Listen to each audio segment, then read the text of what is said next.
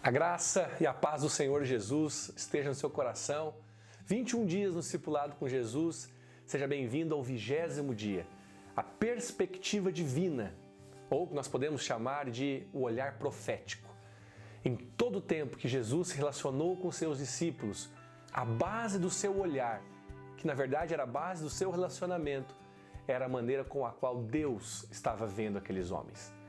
E quando nós vemos 1 Coríntios capítulo 1, o apóstolo Paulo, um homem cheio do Espírito, escrevendo para aquela igreja que havia divisões, havia litígio entre os irmãos, havia tantos problemas que são descritos do capítulo 1 até o capítulo 12, mas Paulo diz algo ali no capítulo 1, e ele diz assim: sempre dou graças ao meu Deus a vosso respeito, e como vocês têm sido enriquecidos nele, e o testemunho de Cristo tem sido manifestado em vós.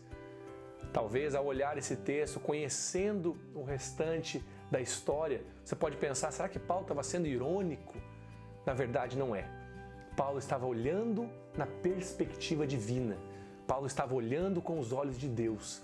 Ainda que havia muita carnalidade, ainda que havia divisões, ainda que havia problemas no meio da igreja, Paulo estava vendo como Deus vê.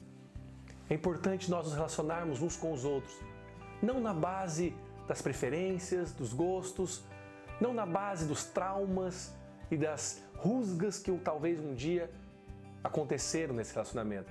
Nós precisamos nos relacionar uns com os outros como Deus está olhando para ele.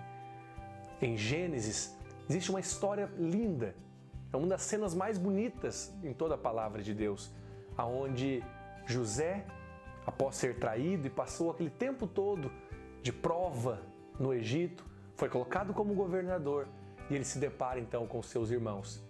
E a frase dele para os seus irmãos é: Deus me enviou diante de vós. A perspectiva de José era perspectiva divina. A perspectiva de Paulo era perspectiva divina.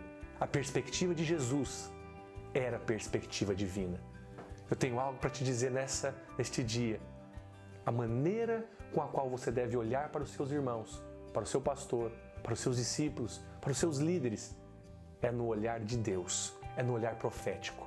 Acredite, tudo que você precisa para cumprir com o propósito de Deus na sua vida, o Senhor já te deu. Cultive este olhar profético na sua vida. Veja como Deus vê.